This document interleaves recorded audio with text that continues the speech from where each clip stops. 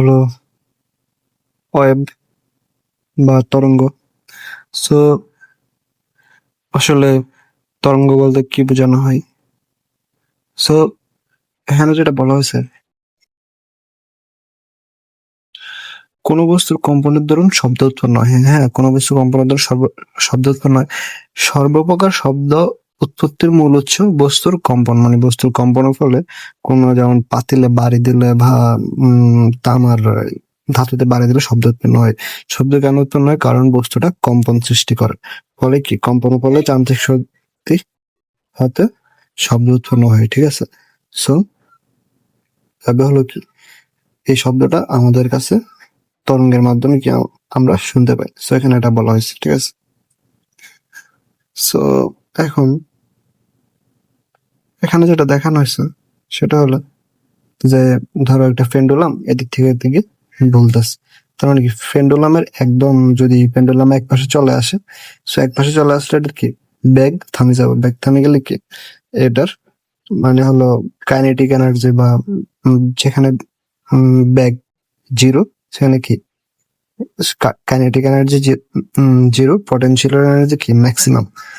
আর এখানে kinetic energy maximum, potential energy স্ট্রেসিং, so আর স্ট্রেসিং কি মিনিমাম, মানে আর এখানে এখানে আবারও কাইনেটিক এনার্জি জিরো, মানে ব্যাগ থামে যাবে, যেহেতু এটা আবার ফোর্স করবে কিছুক্ষণের জন্য থামবে, ব্যাগ থামবে, আবার কাইনেটিক এনার্জি জিরো, আর কাইনেটিক এনার্জি জিরো, আর পটেনশিয়াল এনার্জি কি ম্যাক্সিমাম। ঠিক আছে? সো এখানে এটা দেখানো হয়েছে।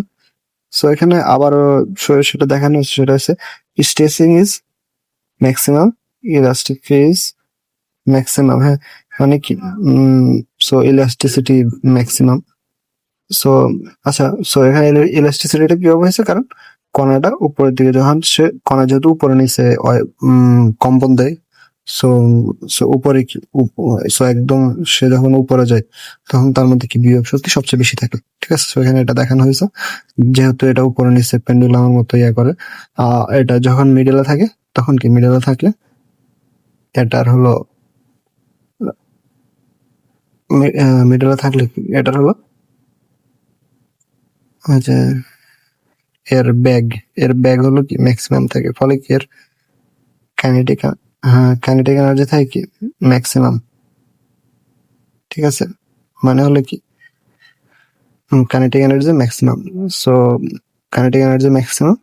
আর এখানে আবারও কি, এখানে এর পটেনশিয়াল এনার্জি বা elastic potential energy, so elastic potential energy maximum, kinetic energy maximum মাঝখানে থাকে। মানে ওই কি, মাঝখানে থাকলে এর ব্যাগ সবচেয়ে বেশি থাকে, যেটা পেন্ডুলামে আমরা দেখছি। হ্যাঁ, সো সো এখানে আবার যেটা বলা হয়েছে সেটা হয়েছে, so at Y is equal to plus M, মানে হলো পেন্ডুলামটা, মানে হলো এটা যদি একটা পেন্ডুলাম হয়, পেন্ডুলাম যেহেতু এভাবে ধুলে, সো এটা হচ্ছে কি ওয়াই এম। সো এখন, সো এটা যদি ওয়াই এম হয়, তাহলে কি এখানে হলো পেন্ডুলামটা এসে থামবে। তাহলে পেন্ডুলামটা এসে যদি থামে, তাহলে কি এটার ডিসপ্লেসমেন্ট কি ম্যাক্সিমাম। পটেনশিয়াল এনার্জি কি, মানে হলো পটেনশিয়াল এনার্জি বা বিভব শক্তি কি ম্যাক্সিমাম। কাইনেটিক এনার্জি কি মিনিমাম, মানে জিরো, এখানে থামে গেছে। ফলে কি কাইনেটিক এনার্জি নেই, মানে ব্যাগ নেই। আর যদি মাঝখান ওয়াই ইকুয়াল টু জিরো ধরা হয়েছে মাঝখানে, সো মাঝখানে ওয়াই ইকুয়াল টু জিরো ধরলে সেখানে কি ডিসপ্লেসমেন্ট, মানে কি displacement zero, potential energy zero বা মিনিমাম। সো আর কাইনেটিক এনার্জি, এখানে ব্যাগ সবচেয়ে বেশি থাকে, কাইনেটিক এনার্জি কি ম্যাক্সিমাম। আবার আবার যদি এখানে আসে তাহলে কি মাইনাস এম। সো এখানে displacement maximum, potential energy maximum, কারণ থাইমা যাইতেছে, এখানে সবচেয়ে বেশি বিভব শক্তি, এই বিভব শক্তিটা কাজে লাগে ওইদিকে আসবে। ঠিক আছে? So potential energy maximum. So kinetic energy কি, এখানে যদি থাইমা যায় কাইনেটিক এনার্জি জিরো। সেখানে এটা দেখানো হয়েছে। ঠিক আছে? এখন সো এখানে টাইপস অফ মোশন দেখানো হয়েছে,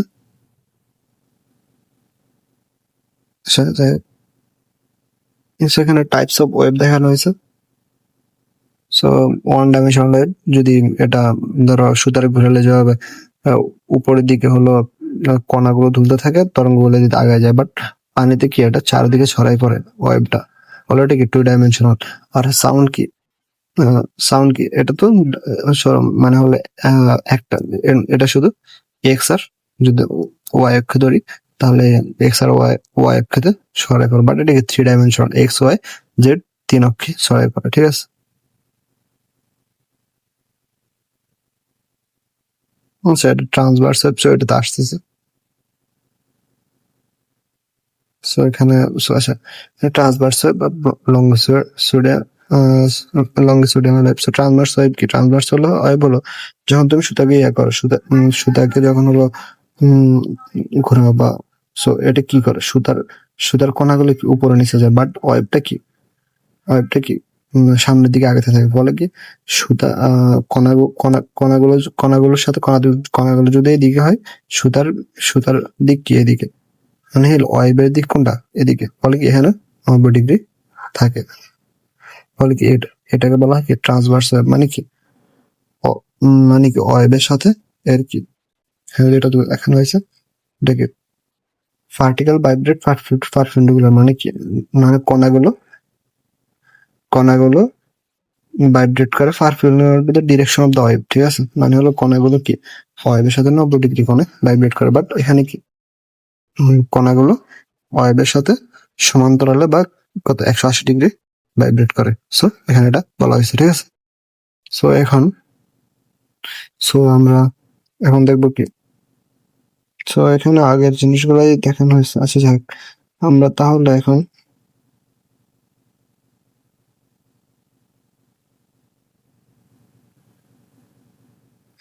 আমরা এখন এখানে যেটা বলা হয়েছে সেটা হচ্ছে যে, সো এখানে ওয়েভ, সো কোন এটা যদি একটা তামার পাত হয়, এটা কি অসংখ্য বিন্দু থাকবে, হ্যাঁ।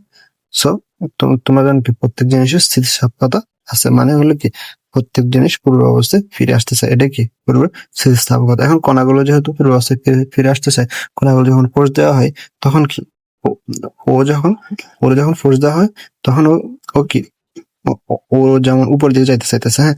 সো উপর দিকে গেছে, এখন ও আগের অবস্থায় ফিরে আসবে, ফলে কি ও মাঝখানে আসবে, বাট ও মাঝখানে থাকতে পারে না, ও উপর নিচে কম্পন করে। এই কারণে কি ও উপর নিচে কম্পন করে, এভাবে কি এবং হইতে হইতে ও কিভাবে ওয়েভ ভাইব্রেট করে, বাট ওই দিকে আসতে পারে না, কারণ হলো কি এদিকে কণা আছে আরো, সো কণার জন্য সে এদিকে আসতে পারে না। সো এখানে এটা বলা হয়েছে, ঠিক আছে। এখন আসো উম না, সো এখন দেখো, সো এখানে তরঙ্গ সঞ্চালন, তরঙ্গ যেহেতু এদিকে অগ্রসর হয়, ঠিক আছে, হ্যাঁ। সো কণাগুলো উপরে নিচে ভাইব্রেট করে, সো কণাগুলো তরঙ্গ এভাবে সঞ্চালিত হয়, কণাগুলো কিছু কিছু এদিকে আর কি কিছু এদিকে কি ভাইব্রেট করে, হ্যাঁ। এখন কণাগুলো সর্বোচ্চ তরঙ্গ তরঙ্গ তরঙ্গ সঞ্চালনের সময় কণাগুলো সর্বোচ্চ যে পরিমাণ দূরত্ব যাইতে পারে, মানে কি এখান থেকে এখানে যে পরিমাণ দূরত্ব যাইতে পারে, এটাকে কি বলা হয়, বিস্তার বলা হয়, ঠিক আছে।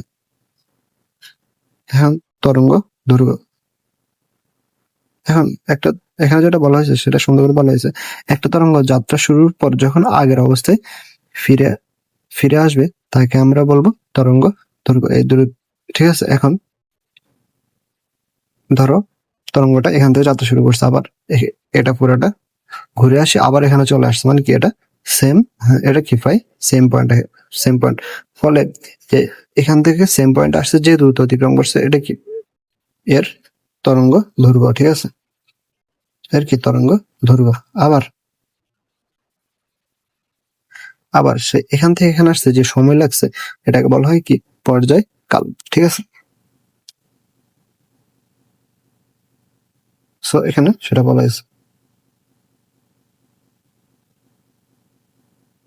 এই দূরত্ব অতিক্রম করতে, এই দূরত্ব অতিক্রম করতে যে সময় লাগে তাকে বলে পর্যায় কাল, ঠিক আছে।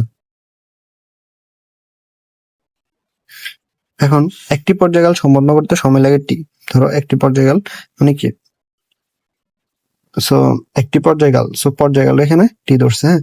সো এখানে বলছে কি টি সেকেন্ড অতিক্রম, টি সেকেন্ডে অতিক্রম করার কত ল্যামডা দূরত্ব, মানে হলো ল্যামডা দূরত্ব অতিক্রম, সো ল্যামডা মানে হলো কি, ল্যামডা মানে হলো কি তরঙ্গ দৈর্ঘ্য। হ্যাঁ, তরঙ্গ দৈর্ঘ্যে কি বলা হয়, ল্যামডা।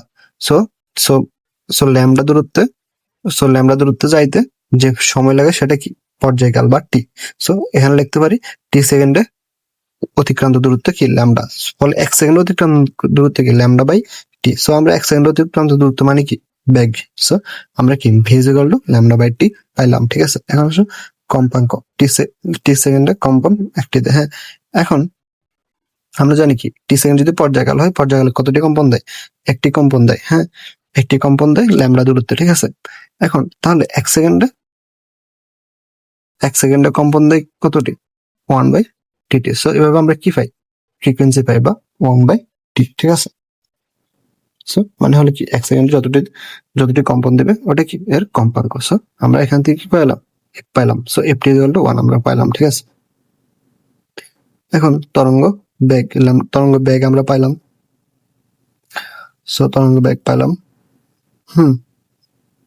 এখন আমরা ভিজিবল যে ল্যামডা বাই টি হয়, সো আমরা এটাকে আবার ল্যামডা ইন্টু 1/t লিখতে পারি। So lambda visible to lambda by F O আমরা কি লিখতে পারি। সো আমরা কি visible to lambda by F O কি লিখতে পারি। ঠিক আছে, সো এখন visible to lambda by F লিখতে হবে। এখানে অনুপ্রস্থ তরঙ্গ, সো এটা আগে বলছে অনুপ্রস্থ তরঙ্গ বা অনুদৈর্ঘ্য তরঙ্গ। অনুপ্রস্থ তরঙ্গ কি হয়, সো কণাগুলো উপরে নিচে কম্পন করে, বাট তরঙ্গটা কি সামনে আগে যায় 90 ডিগ্রি থেকে। তো এখানে যেটা বলা হয়েছে সেটা হয়েছে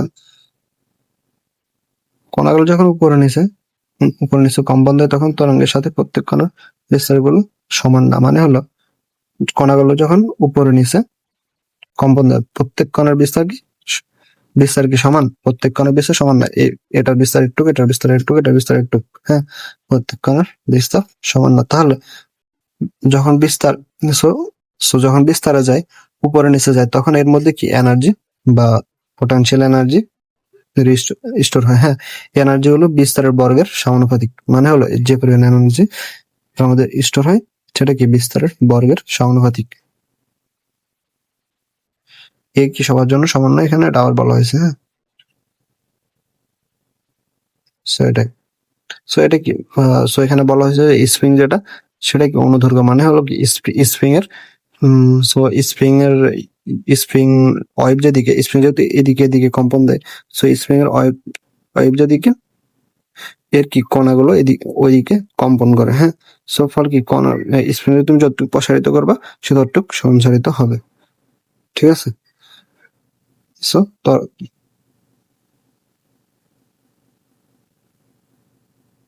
এটা কি তরঙ্গের কম্পাঙ্ক। হ্যাঁ, সো এখানে যেটা বলা হয়েছে, যদি তুমি উৎস চেঞ্জ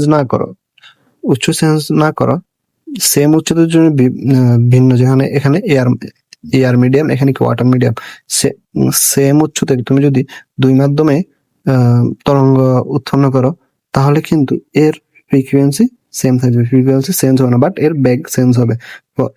তার মানে কি এর ব্যাগ চেঞ্জ হলো, তার মানে কি ফ্রিকোয়েন্সি সেম থাকবে, বাট কি এর ব্যাগ চেঞ্জ হবে। তার মানে কি ল্যামডার মান চেঞ্জ হতে পারে। হ্যাঁ, তার মানে কি ল্যামডার মান চেঞ্জ হবে। তোমার কি মিডিয়াম চেঞ্জ করলে এর ফ্রিকোয়েন্সি চেঞ্জ হবে না, ল্যামডার মান চেঞ্জ হবে। সো আমরা জানি কি দুইটার ফ্রিকোয়েন্সি সমান দুই মিডিয়ামে। তার মানে কি বি বাই বি, সো ব্যাগ চেঞ্জ হয়, B by lambda, B air, into lambda air, V water by lambda water, এটা কি লিখতে পারি। সো এটা কিভাবে আসছে, সো এটা normally a physical two, so এটা এ ফিজিক্যাল টু এটা, সো এটা এখান থেকে বসালে এটা বের হয়ে যায়। হ্যাঁ, সো এখন তরঙ্গের তীব্রতা, তরঙ্গের তীব্রতা কি এনার্জি পার এরিয়া, এটা কি তরঙ্গের তীব্রতা। সো এখানে ধরো এটা কি সিলিন্ডার মাধ্যম নিছে, সো সিলিন্ডার মাধ্যমে এটা কি ব্লক করছে, এটা ধরো ওয়েভ এনার্জি বা সাউন্ড ওয়েভ, যেখানে নির্দিষ্ট দৈর্ঘ্য, এখানে নির্দিষ্ট দৈর্ঘ্য এর ক্ষেত্রফল বের করেছো, আর কি করছে ক্ষেত্রফল বের করছে দড়ি সিলিন্ডারের মতো। সো এই তরঙ্গ আটকা রেখেছে, দৈর্ঘ্য ধরছে ভি, এখানে ভি ধরছে দৈর্ঘ্য। সিলিন্ডার কতগুলো অনেক কম্পন দিচ্ছে তার ভর। সো সিলিন্ডার যতগুলো অণু কম্পন দিচ্ছে তার ভর এম। হ্যাঁ, সো ধরো তার ভর এম, সিলিন্ডারে যে পরিমাণ বস্তু। সো এখানে কি ঘনত্ব, সো এখানে ঘনত্ব কি এম বাই ভি। সো এটা কি ঘনত্ব আছে, so M equal to rho into V, এখানে ভি কি আয়তন, সো এ ইন্টু ভি, এখানে ভি কি দৈর্ঘ্য, সো রো এ বি এখানে এটা বলা হয়েছে। হ্যাঁ, সো এখন আমরা জানি কি সরল সন্ধি স্পন্দনের, আমরা জানি কি Y equal to A sine omega T, সরল সন্ধি স্পন্দনের কি ইকুয়েশন, জার্নাল ইকুয়েশন। মানে হলো আমরা যদি চাই এখন যে কোনো কণা ওয়াই এর মান অ্যামপ্লিটিউডের বের করতে পারি সময় চেঞ্জ করে। সো আমরা এখানে যেহেতু এই ওয়েভটা এভাবে যাইতেছে, সো আমরা এখন চাইলে নির্দিষ্ট সময় যেহেতু ওয়েভটা চেঞ্জ হয়, সো আমরা এখানে সময়টা চেঞ্জ করলে ওই মুহূর্তে ওই কণার অ্যামপ্লিটিউড কত আমরা কি এখন বের করতে পারবো। ঠিক আছে, অ্যামপ্লিটিউড মানে হলো কি বিস্তার। ঠিক আছে, so Y equal to A sine omega T, omega equal to 2 pi F, এখানে এটা দেখা বলা হয়েছে। সো এখানে মোট শক্তি গতিশক্তি ইনটু স্থিতিশক্তি বা পটেনশিয়াল এনার্জি, কি আরেকটা পটেনশিয়াল এনার্জি আর হচ্ছে কি কাইনেটিক এনার্জি। সো আমরা জানি kinetic energy half of M V square. So আমরা এখন আমরা যেহেতু Y equal to A sine omega T পাইছি, সো এখানে ওয়াই এর টি দিয়ে ভাগ দিলে কি হবে, আমাদের বেগ বের হবে Y equal to A sine omega T. So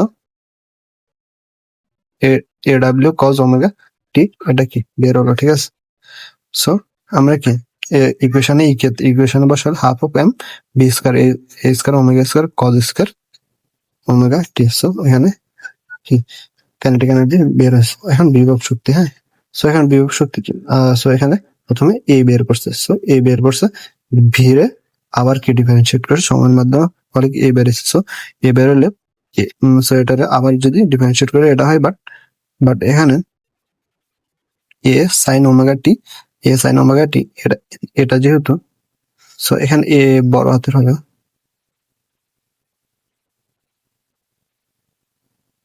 so এখানে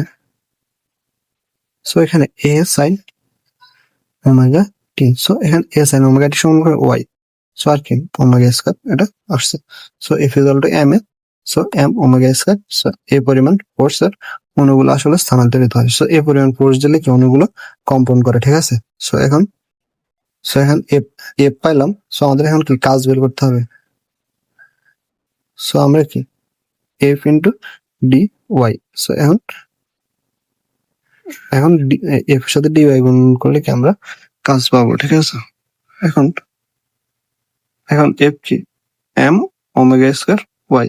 ঠিক আছে, আমরা এফ পেলাম কি এম ওমেগা স্কয়ার ওয়াই। ঠিক আছে, এফ আমরা এম ওমেগা স্কয়ার ওয়াই পেলাম।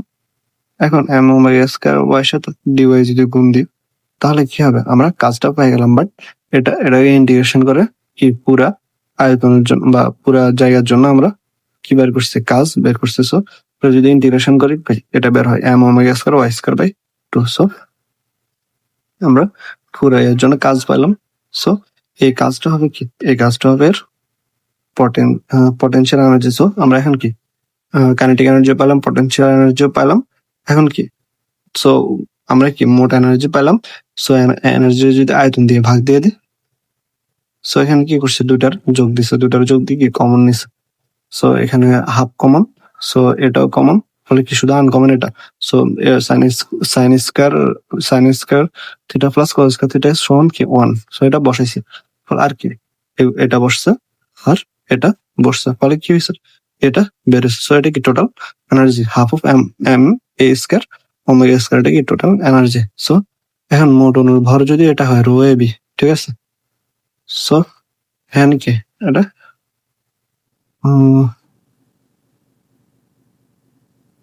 সো এখানে কি এম এর মানটা বসাইছে। ঠিক আছে, এম এর মানটা বসাইছে rho A B half M.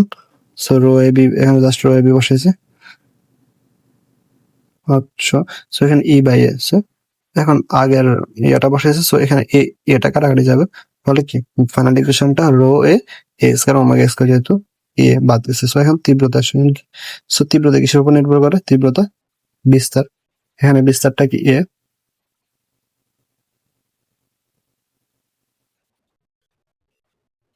So তরঙ্গ বিস্তার তরঙ্গ নির্ভর করে কি কিসের উপরে, বিস্তারের উপরে। তরঙ্গ নির্ভর করে কি বিস্তারের উপরে। আর এটা কি ওমেগার উপর নির্ভর করে। সো এটাকে 2 পাই এফ মানে কি ফ্রিকোয়েন্সির উপর নির্ভর করে। সো আর এটা হলো কি ফ্রিকোয়েন্সি যেহেতু টাইমের উপরে মানে কি পর্যায়কালের উপর নির্ভর করে। সো সো সো সো আমরা কি পেলাম, তরঙ্গের তীব্রতা কিসের উপরে নির্ভর করে, বিস্তারের উপরে, ফ্রিকোয়েন্সির উপরে, পর্যায়কালের উপরে। সো এটাই।